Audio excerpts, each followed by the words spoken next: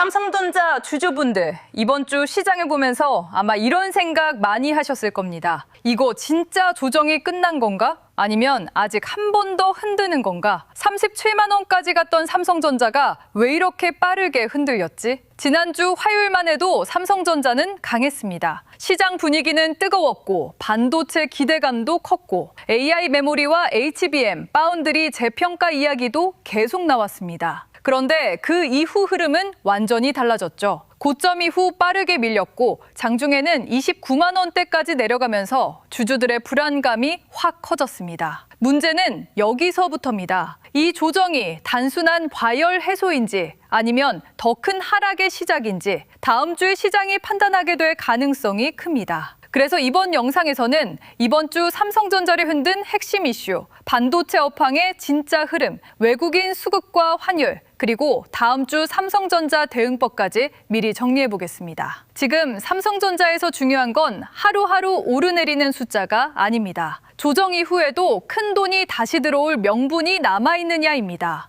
이번 주 삼성전자의 흐름은 한마디로 말하면 과열과 공포가 동시에 나온 장이었습니다. 강하게 올라갈 때는 삼성전자가 다시 시장의 중심으로 돌아오는 것처럼 보였습니다. 반도체 대형주가 시장을 끌고 갔고 코스피도 빠르게 올라왔고 개인 투자자들의 기대감도 커졌습니다. 하지만 너무 빠른 상승은 항상 부담을 같이 만듭니다. 외국인과 기관 입장에서는 짧은 기간에 주가가 많이 오른 종목을 그냥 계속 들고만 있지 않습니다. 차익 실현이 나오고 포트폴리오 비중 조절이 나오고 미국 반도체주가 흔들리면 한국 반도체도 바로 영향을 받습니다. 이번 조정은 삼성전자 하나만의 문제가 아니었습니다. 미국 반도체주 급락, 금리 우려, 환율 부담, 외국인 매도, 그리고 단기 과열이 한꺼번에 겹친 결과였습니다. 그러니까 이번 하락을 볼 때 삼성전자 큰일 났다로만 보면 안 됩니다. 동시에 그냥 아무 문제 없는 눌림이다라고 가볍게 봐도 안 됩니다. 주주분들이 가장 궁금한 건 이겁니다. 그럼 조정은 어디까지 갈 수 있느냐? 여기서 디테일한 가격을 찍어서 말하는 건 의미가 없습니다. 중요한 건 가격보다 조건입니다. 삼성전자가 다시 안정되려면 첫 번째로 30만 원대에서 매수세가 계속 살아야 합니다. 단순히 장중에 올라오는 것보다 밀릴 때 누가 받아주는지가 중요합니다. 두 번째는 외국인 매도 강도입니다. 삼성전자는 외국인 수급의 영향을 크게 받는 종목입니다. 외국인이 계속 강하게 팔면 기관이나 개인 매수만으로는 상승이 중간중간 막힐 수 있습니다. 세 번째는 환율입니다. 원달러 환율이 다시 튀면 외국인 입장에서는 한국 주식을 공격적으로 사기 어렵습니다. 네 번째는 미국 반도체주입니다. 엔비디아, 마이크론, 브로드컴, 필라델피아 반도체 지수가 다시 안정돼야 삼성전자도 편하게 반등할 수 있습니다. 즉, 다음 주 삼성전자는 차트 하나가 아니라 수급, 환율, 미국 반도체, 업황을 같이 봐야 합니다. 반도체 업황만 놓고 보면 아직 큰 그림이 꺾였다고 보기는 어렵습니다. AI 데이터 센터 투자는 계속 이어지고 있고 엔비디아 중심의 AI 인프라 수요도 여전히 강합니다. AI 서버가 늘어나면 HBM만 필요한 게 아닙니다. 고용량 D램, 기업용 SSD, 낸드, 패키징, 전력과 냉각 인프라까지 필요합니다. 삼성전자는 여기서 D램, 낸드, HBM, SSD, 파운드리, 패키징까지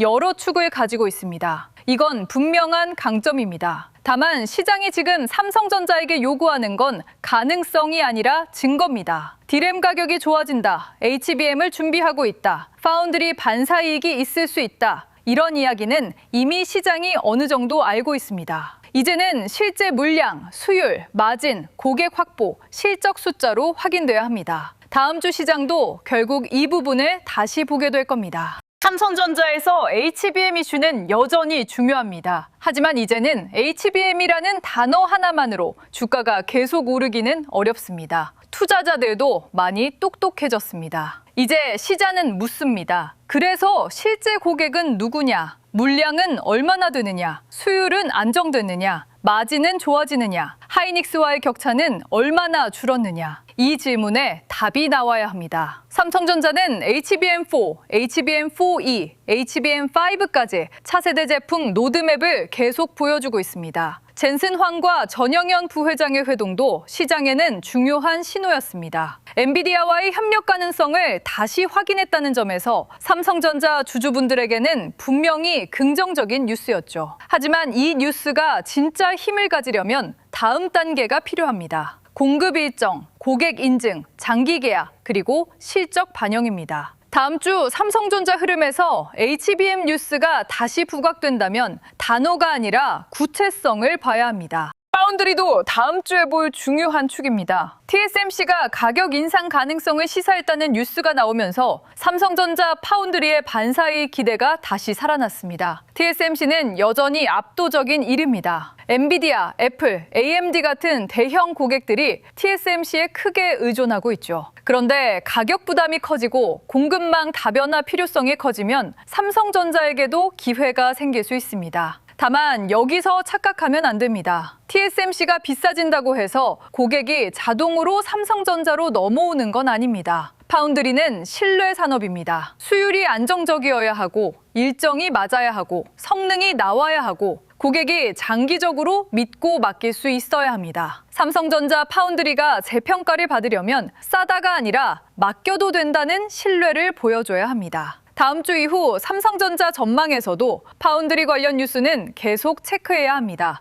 이번 주 또 하나의 중요한 뉴스는 삼성전자의 대규모 투자입니다. 삼성전자는 지난해 R&D와 설비 투자를 합쳐 약 90조 원 가까운 투자를 한 것으로 알려졌습니다. 글로벌 반도체 기업 중에서도 가장 큰 규모입니다. 이건 삼성전자가 위기 속에서도 투자를 멈추지 않았다는 뜻입니다. 반도체는 돈을 아끼는 회사가 이기는 산업이 아닙니다. 기술이 빠르게 바뀌고 공정 난도가 높아지고 고객 요구 수준이 올라가기 때문에 계속 투자해야 합니다. 하지만 투자 규모가 크다고 무조건 좋은 건 아닙니다. 투자는 나중에 수익으로 돌아와야 의미가 있습니다. 시장은 앞으로 삼성전자에게 이렇게 물을 겁니다. 90조 원을 썼는데 그 결과가 어디에 나오느냐? D램 수익성으로 나오는지, HBM 수율로 나오는지, 파운드리 고객 확보로 나오는지, AI 반도체 생태계 안에서 새로운 매출로 나오는지 봐야 합니다. 투자는 씨앗입니다. 주가는 그 씨앗이 열매가 되는 순간을 기다립니다.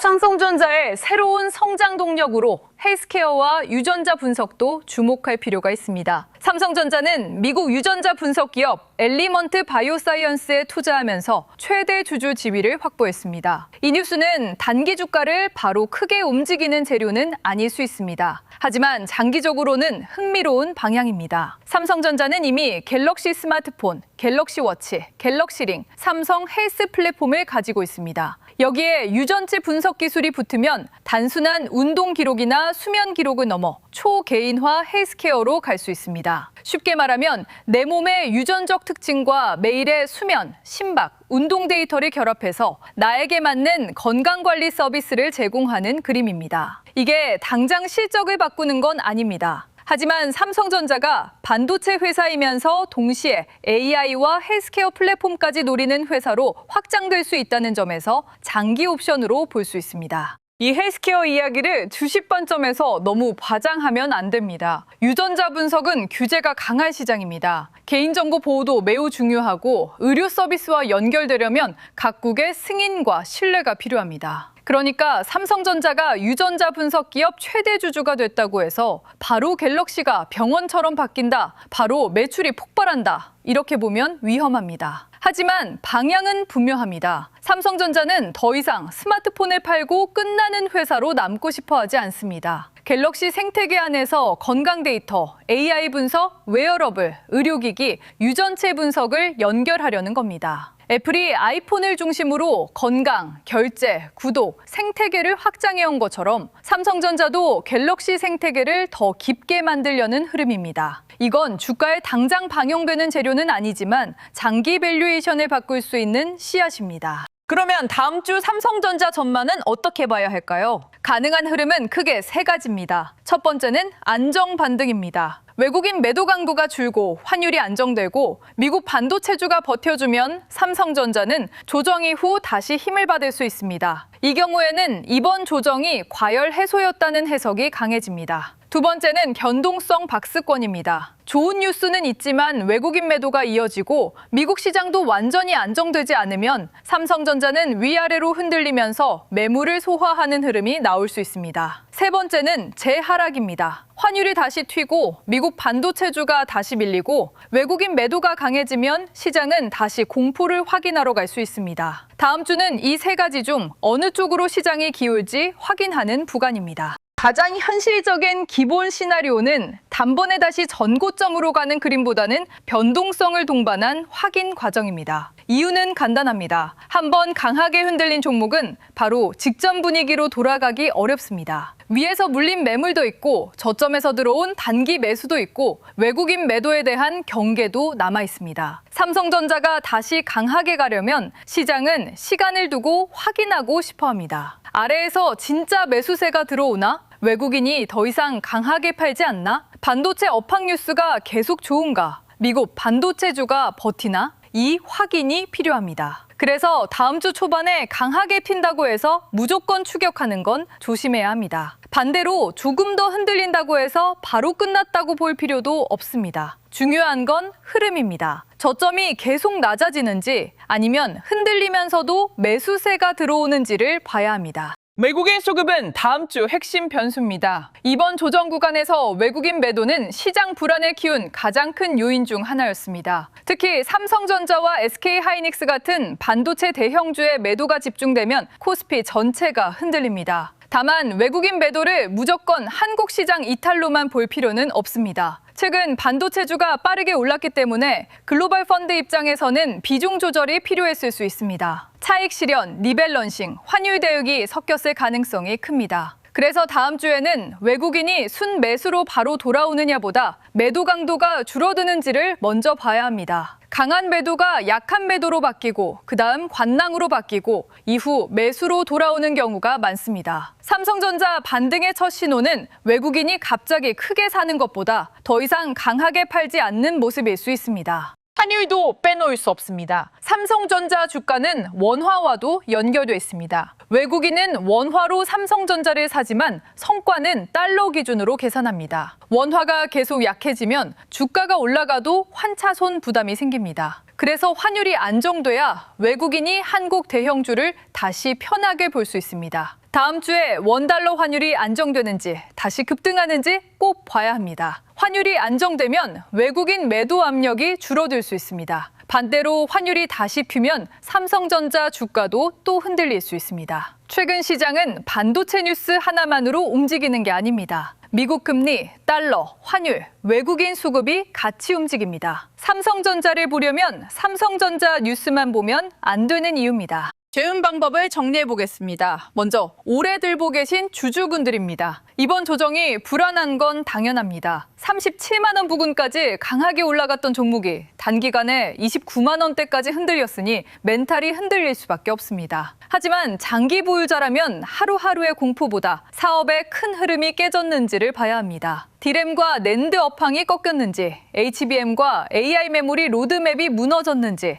파운드리 기회가 사라졌는지, 외국인이 구조적으로 한국을 떠나는지 봐야 합니다. 아직은 그렇게 단정할 단계는 아닙니다. 다만 무조건 버티기만 하는 것도 답은 아닙니다. 본인의 비중이 너무 크다면 반등 구간에서 일부 리스크를 줄이는 것도 전략이 될 수 있습니다. 핵심은 공포에 던지지 않는 것, 그리고 흥분해서 다시 과하게 늘리지 않는 것입니다. 신규 진입을 고민하는 분들은 더 조심해야 합니다. 삼성전자가 좋은 회사라는 것과 지금 당장 좋은 매수 자리라는 건 다른 이야기입니다. 다음 주에 급등 출발이 나온다면 추격 매수 욕심이 생길 수 있습니다. 하지만 이미 큰 변동성이 나온 뒤에는 상단에서는 매물이 나올 가능성도 큽니다. 신규 진입은 한 번에 들어가는 당시보다 분할로 접근하는 게 훨씬 낫습니다. 특히 눌림이 나왔을 때 거래량이 줄면서 버티는지, 외국인 매도 강도가 줄어드는지, 기관이 계속 받아주는지 봐야 합니다. 강하게 올라가는 날 따라잡기보다 흔들리는 날 버티는 힘을 보는 게 더 중요합니다. 그리고 본인의 투자 기간을 먼저 정해야 합니다. 단기 매매인지 몇 개월 보는 건지 장기 보유인지에 따라 대응은 완전히 달라져야 합니다. 삼성전자는 큰 종목이지만 지금 장에서는 큰 종목도 크게 흔들립니다.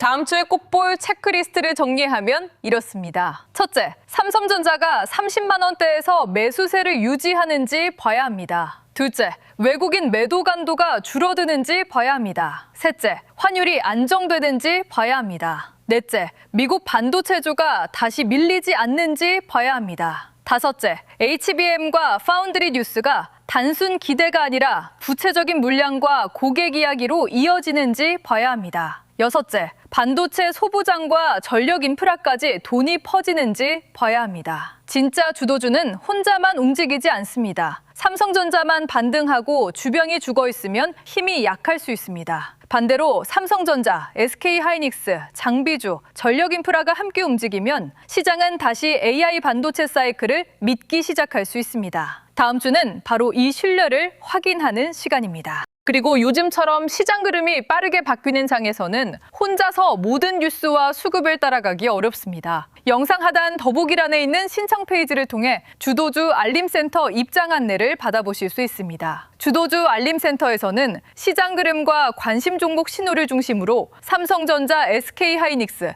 반도체 소부장, 전력 인프라처럼 돈이 움직이는 구간을 함께 확인하실 수 있도록 준비하고 있습니다. 텔레그램 링크를 바로 공개하는 방식은 아니고요. 영상 하단 더보기란의 신청 페이지에서 신청해 주시면 확인 후 입장 안내를 받으실 수 있습니다. 요즘처럼 하루는 폭락하고 다음 날은 급반등하는 장에서는 무엇이 단순 반등이고 무엇이 진짜 주도주인지 구분하는 게 중요합니다. 혼자 시장을 쫓아가기 어렵다면 주도주 알림센터 입장 안내도 함께 확인해 보시면 좋겠습니다. 삼성전자는 지금 굉장히 중요한 구간에 있습니다. 지난주 화요일 고점 이후 짧은 시간에 크게 흔들렸고 주주분들은 이번 조정이 어디까지 갈지 궁금해하고 있습니다. 하지만 지금 봐야 할 건 공포 그 자체가 아닙니다. 조정 이후에도 삼성전자를 다시 살 이유가 남아있느냐입니다. 반도체 업황은 아직 살아있습니다. D램과 낸드, AI 서버 수요, HBM과 파운드리 기회, 연간 90조 원 규모의 투자,